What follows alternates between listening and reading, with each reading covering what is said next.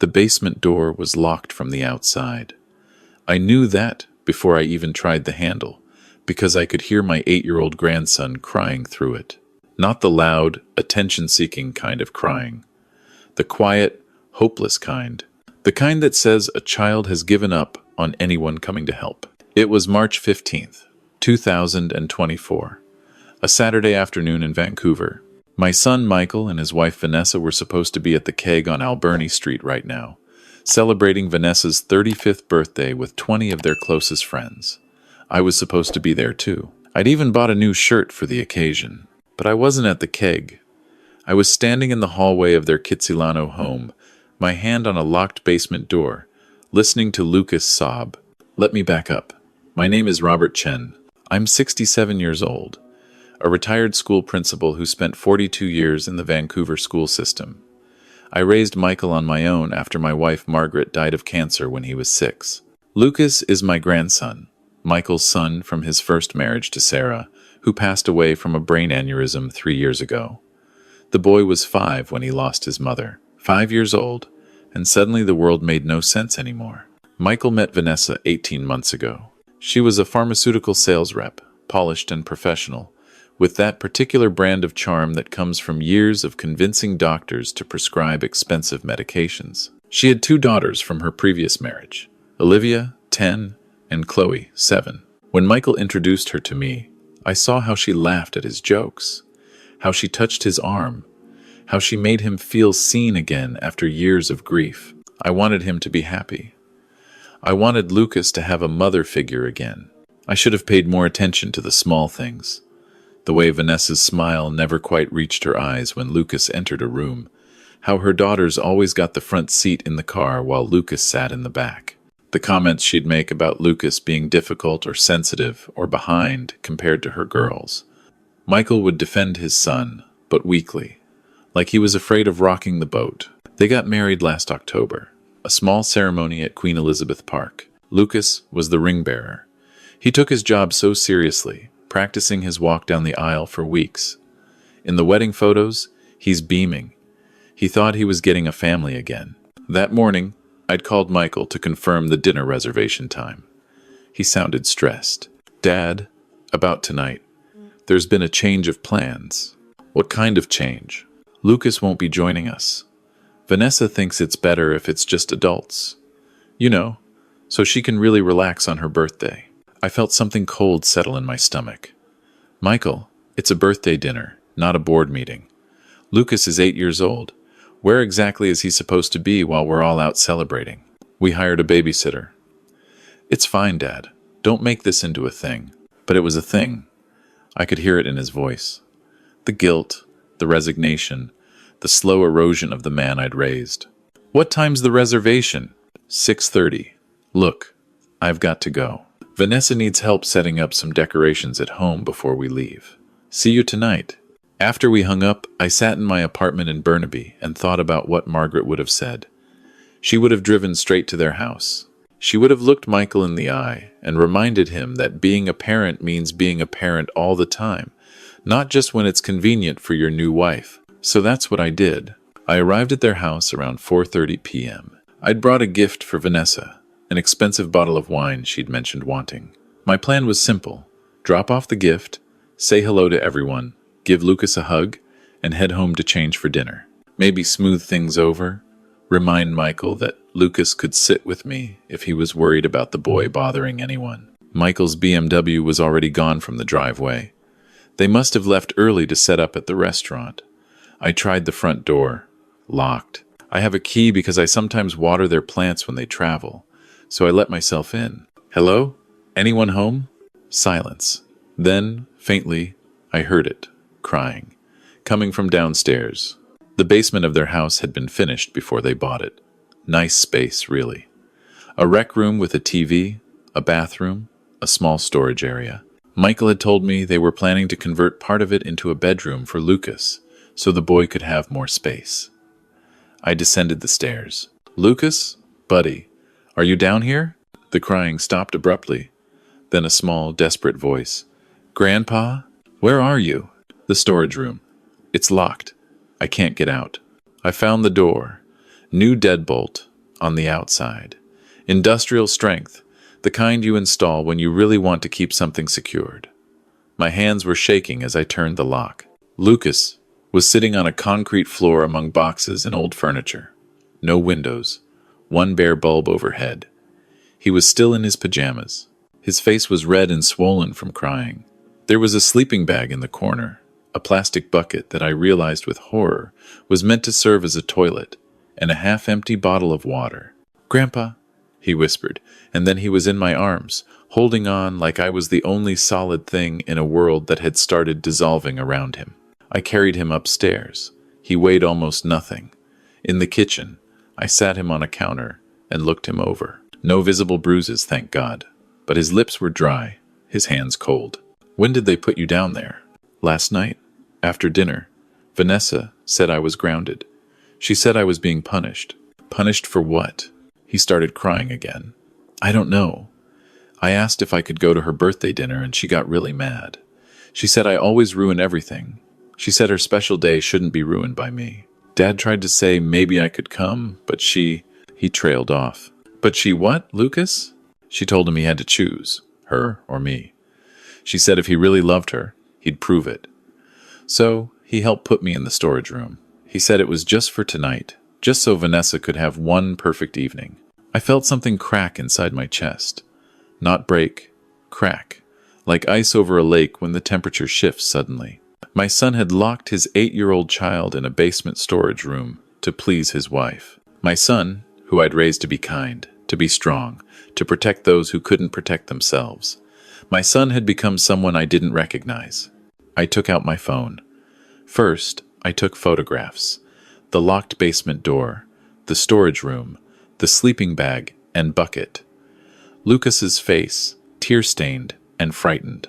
Then I called 911. I need to report child endangerment.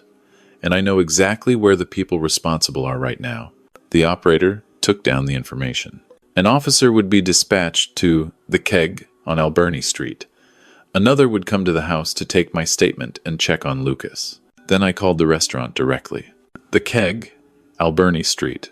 This is Jennifer speaking." "Jennifer, there's a birthday party happening there, right now. Vanessa Chen's party. Could you tell me if it started yet?" "Oh yes, sir. They're in our private dining room. It's lovely. She's just opening gifts right now." "Perfect. Don't let anyone leave. The police are on their way." I could hear the confusion in her voice, but she agreed. 20 years as a principal teaches you how to use authority in your voice when necessary. Lucas was sitting at the kitchen table now, drinking orange juice.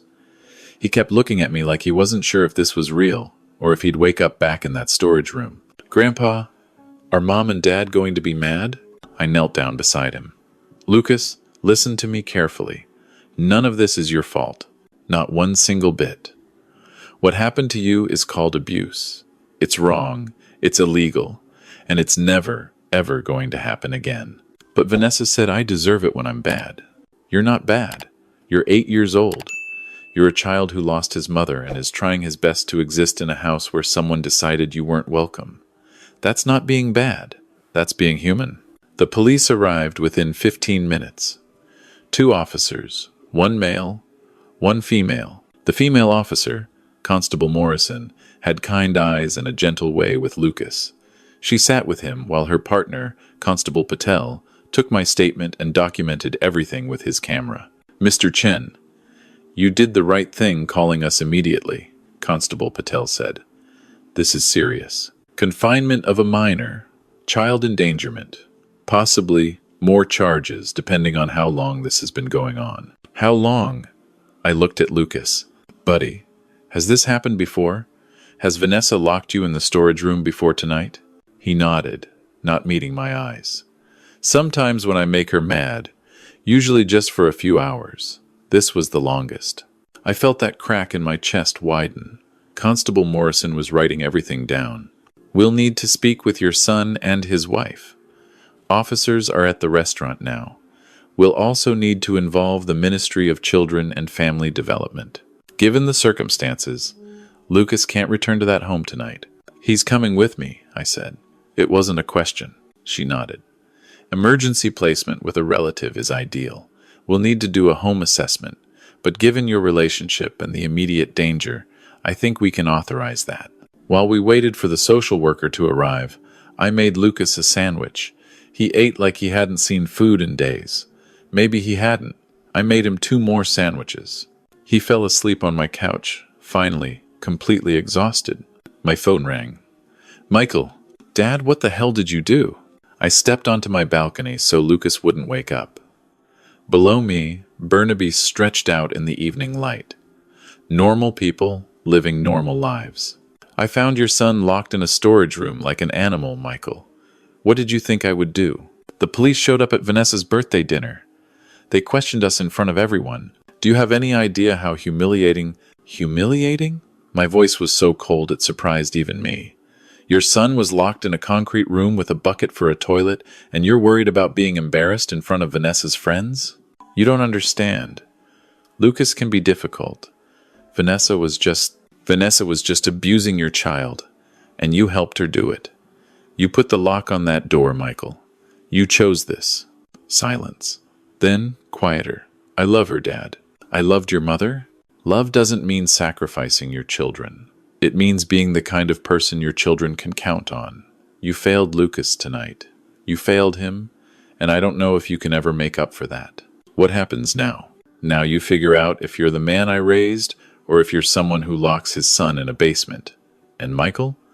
Lucas is staying with me. If you or Vanessa try to take him, I will fight you with every resource I have. I spent 42 years protecting children. I'm not stopping now. I hung up. The social worker, a woman named Patricia Huang, arrived at 8 p.m. She interviewed Lucas gently, examined my apartment, asked me detailed questions about my ability to care for an 8-year-old. I showed her the spare bedroom I'd been using as an office. We could set it up for Lucas by tomorrow. "Mr. Chen, I'm placing Lucas in your emergency care for the next 72 hours. We'll schedule a full hearing within the week. Given what I've seen tonight and the police documentation, I expect temporary custody will be granted to you while we investigate the home situation further." After she left, I sat watching Lucas sleep. He'd curled into a tight ball, even in sleep protecting himself. I thought about all the nights he must have gone to bed afraid, wondering when the next punishment would come, why the father who used to read him bedtime stories and make him pancake breakfasts now stood by while his wife treated him like an inconvenience. I didn't sleep that night. I spent it researching family lawyers, child psychologists, reading through British Columbia's child protection laws. By morning, I had a plan. Sunday morning, Lucas woke up confused about where he was. Then he remembered, and I watched relief flood his face. We made pancakes together. He helped measure ingredients, his small hands careful with the measuring cups. "Grandpa, do I have to go back?" "Not if I can help it, buddy." "What about my stuff? My clothes and my books and the picture of my mom?" I hadn't thought about that. All of Lucas's belongings were still at Michael's house. "We'll get them. I promise." That afternoon, accompanied by Constable Morrison, we went to the house. Michael answered the door. He looked like he hadn't slept either. Behind him, I could see Vanessa standing in the kitchen doorway, arms crossed, face hard. "We're here for Lucas's belongings," Constable Morrison said officially. "You've been served with a temporary restraining order. You're not to contact Lucas or Robert Chen except through your lawyers." Michael's face crumpled. "Dad, please. Can we talk about this?" "You had a chance to talk about it," I said. "You had a chance to be a father. You chose differently." We packed Lucas's room, his clothes, his books, his toys, the framed photo of Sarah he kept by his bed. As we loaded boxes into my car, Vanessa came outside. "You're going to regret this, Robert. I'll make sure of it. You're turning Michael against his own father. That boy has always been a problem. You're just too blind to see it." Constable Morrison stepped forward. "Mrs. Chen, I suggest you stop talking. Anything you say right now can and will be used in the investigation and potential criminal proceedings." Vanessa's face flushed red, but she went back inside. In the car, Lucas was quiet.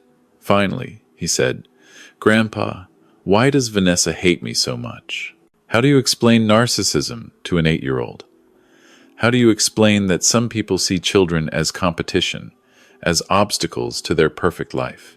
Lucas, sometimes adults are broken inside in ways that make them hurt people. It's not about you. It was never about you. You could have been the perfect child, and she still would have found reasons to push you away. Because I remind her that Dad had a life before her? Smart kid. Too smart for his own good sometimes. Yeah, buddy. Something like that. The next few days were a blur. I hired Catherine Wolfe, the most aggressive family lawyer in Vancouver. We filed for emergency custody, compiled evidence, prepared for battle. The ministry opened a formal investigation. Teachers at Lucas's school were interviewed. They reported that Lucas had become increasingly withdrawn, that he'd shown up with unexplained bruises, that he'd stopped participating in activities he used to love. A child psychologist, Dr. Sarah Mehra, evaluated Lucas. Her report documented signs of ongoing emotional abuse and neglect, anxiety, depression, hypervigilance, the psychological profile of a child living in constant fear. Michael's lawyer tried to argue that I was overreacting, that Vanessa had simply used poor judgment in her discipline methods. But the evidence was overwhelming.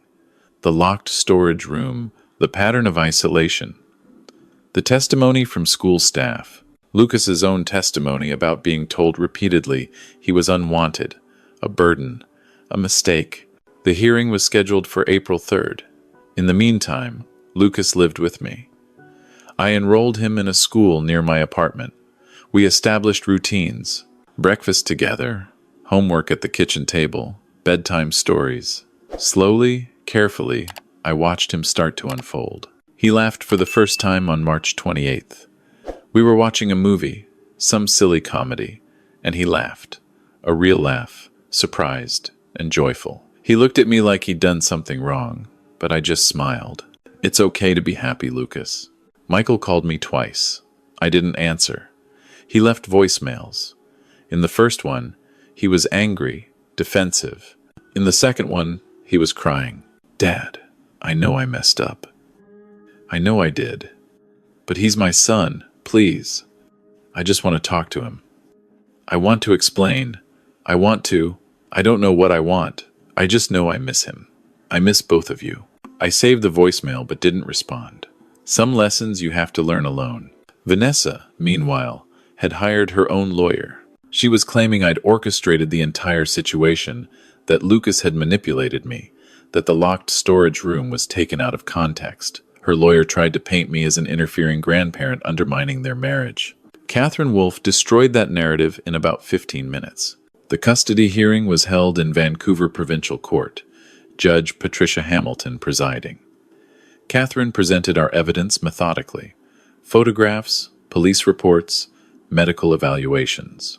School records, Dr. Mehra's psychological assessment, Lucas's testimony, given in chambers with just the judge and a child advocate present. Vanessa's lawyer had nothing. No evidence of Lucas being a danger to himself or others. No justification for the confinement. No explanation that made locking a child in a basement storage room seem like reasonable discipline. Michael testified. He cried on the stand. He admitted he'd made terrible choices. He said he'd been so afraid of losing Vanessa, so desperate to make the blended family work, that he'd convinced himself Lucas was being dramatic, that Vanessa's methods were strict but necessary. I told myself it was just one night, he said. One night for Vanessa's birthday, and then everything would be better. But that's not true, is it? There were other times, smaller things, times when Lucas would tell me Vanessa said something mean to him, and I'd tell him he was being too sensitive. Times when he'd cry because he wasn't invited to something with Vanessa's girls, and I'd tell him to toughen up. I chose wrong. Over and over. I chose wrong. Judge Hamilton was not sympathetic. Mr. Chen, your son was 8 years old when you locked him in a room overnight. 8 years old, and still grieving his mother. The court finds your choices to be not merely negligent, but actively harmful. You prioritized your romantic relationship over your child's safety and well-being. That is unacceptable. She granted me temporary full custody of Lucas. Michael was granted supervised visitation 2 hours every Sunday afternoon, contingent on him completing a parenting course and attending therapy. Vanessa was granted no contact whatsoever pending the criminal investigation. Because yes, there was a criminal investigation. The Crown was considering charges of child confinement and child endangerment. Vanessa's lawyer was trying to negotiate a plea deal. We left the courthouse together, Lucas and I. Media vans were outside because somehow the story had leaked. Local news picked it up. Grandfather saves boy from basement prison. The headlines were sensational but not inaccurate. Lucas gripped my hand as reporters shouted questions. Catherine Wolfe ran interference, getting us to my car. As we drove away, Lucas said quietly, "Is it really over?" "The hard part is over. But buddy, there's going to be more. Your dad might want to be in your life again, properly this time. We'll have to figure out what that looks like. Vanessa might go to trial. There'll be more lawyers, more questions. But you're safe now. That part is over." He nodded, processing this. "Grandpa, can I ask you something?" "Anything." "When you found me in the storage room, were you scared?" I thought about how to answer this honestly. "Yeah, buddy." I was terrified. Terrified of what might have happened if I hadn't come to the house.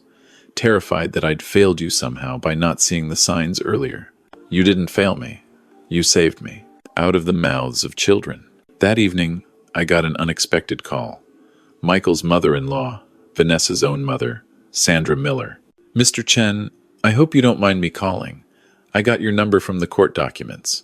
I wanted to apologize."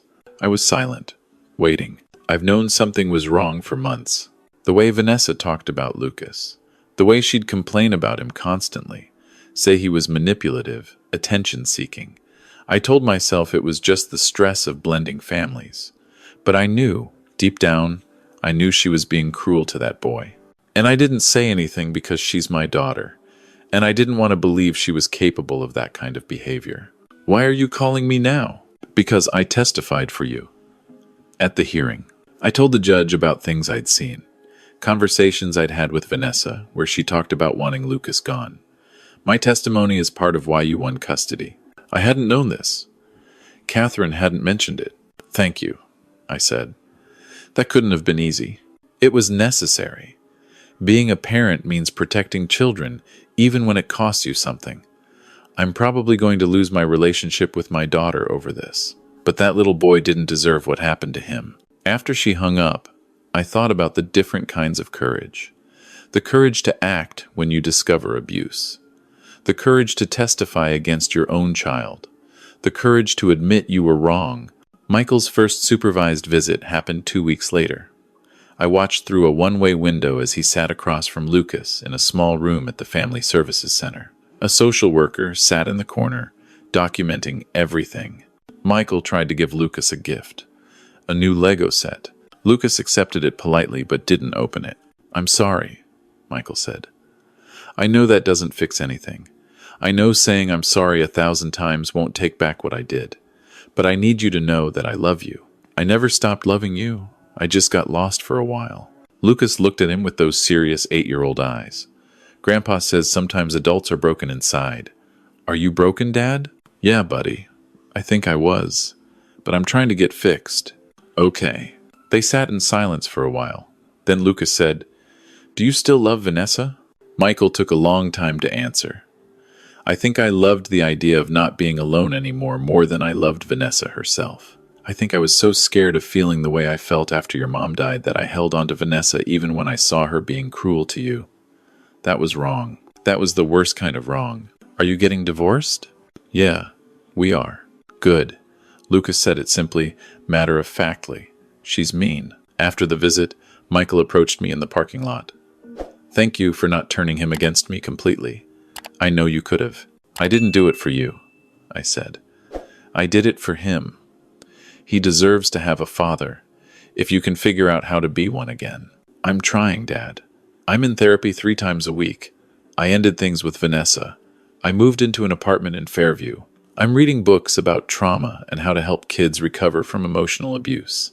I'm trying." I studied him. He looked older, thinner, broken down, and maybe, possibly, building himself back up differently. "Trying is a start," I said. "But Lucas doesn't owe you forgiveness. You understand that, right? You don't get to rush his healing process because you're feeling guilty. I know.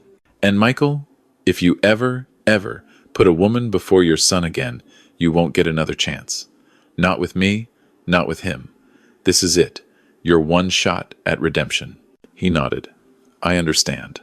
Vanessa took a plea deal in late May.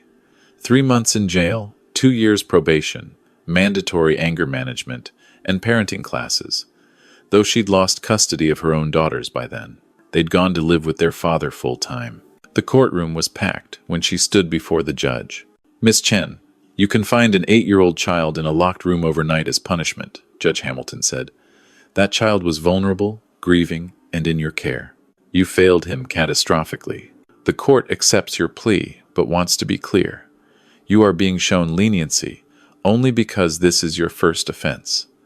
Any repeat of this behavior will result in significantly harsher penalties. Vanessa stood there, stone-faced. She didn't apologize. She didn't show remorse. She took her sentence and left. I heard later that she moved to Calgary after her release, started fresh somewhere no one knew her story. I don't know if she ever thought about Lucas, about what she did to him. I hope she did. I hope it haunted her. Lucas started therapy with Dr. Mara twice a week.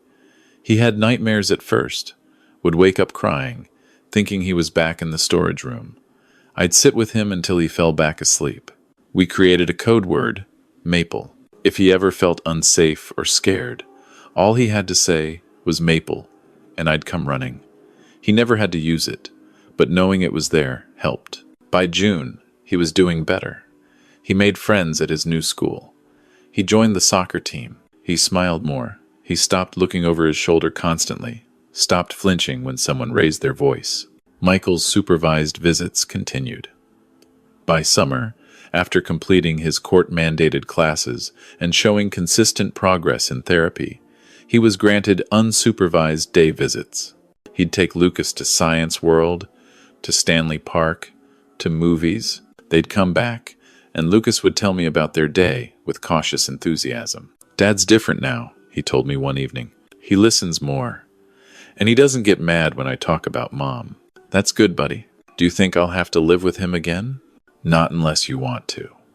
The custody arrangement says you stay with me unless we both agree to change it. You're stuck with me for the long haul, kid. He grinned. Good. In August, we took a trip to Vancouver Island. Just the two of us. We hiked in the rainforest, saw orcas from a whale-watching boat, ate fish and chips on the wharf in Victoria. One evening, sitting on a log watching the sunset over the ocean, Lucas said, I'm happy, Grandpa. I didn't think I'd be happy again after Mom died, but I am. Your mom would be glad to hear that. Do you think she knows? Like, from wherever she is? I'm not particularly religious, but I said, yeah, buddy, I think she knows. And I think she's proud of how brave you've been. September came, a new school year. Lucas started 4th grade. He got invited to birthday parties. He had playdates.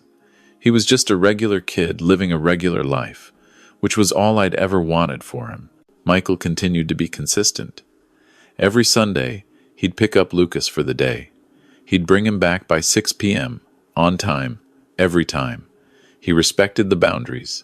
He never pushed. He'd ask me how Lucas was doing in school, if there was anything he needed. He was learning to be a father again, slowly. One Sunday in October, almost exactly a year after the wedding, Michael asked if we could talk while Lucas watched TV. I got offered a job in Toronto, he said. Good opportunity, promotion, better pay. But I'm not taking it. Why not? Because Lucas is here. Because I'm finally doing the right thing, and I'm not going to screw it up by moving across the country. I stayed for him, Dad. I'm choosing him this time. It was the right answer. Maybe the first right answer he'd given in years. Does Lucas know you got the offer? Yeah. I told him this morning. He said it was okay if I wanted to go, that he'd understand. But I could see the fear in his eyes. The fear that I'd leave him again. So I told him no. I'm staying right here in Vancouver, and we're going to keep building this thing between us until it's strong again. I nodded. Good. Dad, I know I can never fully make up for what I did. But I need you to know I'm grateful. Grateful you found him that day. Grateful you had the courage to call the police, even though it meant blowing up my life. If you hadn't, I don't know what would have happened. I don't want to think about what would have happened. Then don't. Think about what happens next. Think about being the father Lucas deserves. He left that evening, and Lucas came and sat beside me on the couch. Dad told you about the Toronto job? He did. Are you proud of him for staying? Yeah, buddy. I am. Are you? Lucas thought about this. Yeah, I think so. I'm still mad at him sometimes, for what happened. But I'm proud of him for trying to fix it. That's the thing about healing. It's not linear. It's not clean. Lucas would have good days and bad days. Days when he was angry at Michael. Days when he missed Vanessa's daughters, who used to be like sisters to him. Days when he just missed his mom so much it hurt to breathe. But we got through them together, Lucas and me, and eventually, carefully, Michael too. We became a family again. Not the same family we'd been before, but something new. Something built on honesty this time, and the kind of love that shows up even when it's hard. I'm 68 now. Lucas is 9. Last week, he asked if he could call me Grandpa Dad. Just between us, he said, because I'm like both. I told him he could call me whatever felt right. Sometimes I think about that March afternoon, about what would have happened if I hadn't decided to drop off that birthday gift, if I hadn't heard Lucas crying through the door. The thought terrifies me. But I did go, I did hear him, and when it mattered most, I made the right choice. That's all any of us can do, really. Make the right choice when the moment demands it, even when it's hard, even when it costs us something. Love isn't just the warm, fuzzy feelings. Love is showing up. Love is taking action. Love is choosing the most vulnerable person in the room and saying, I will protect you, no matter what. Lucas is safe now. He's loved. He's healing. And every single day, I get to watch him become more fully himself. The brave, funny, compassionate person he was always meant to be. That's enough for me. That's everything.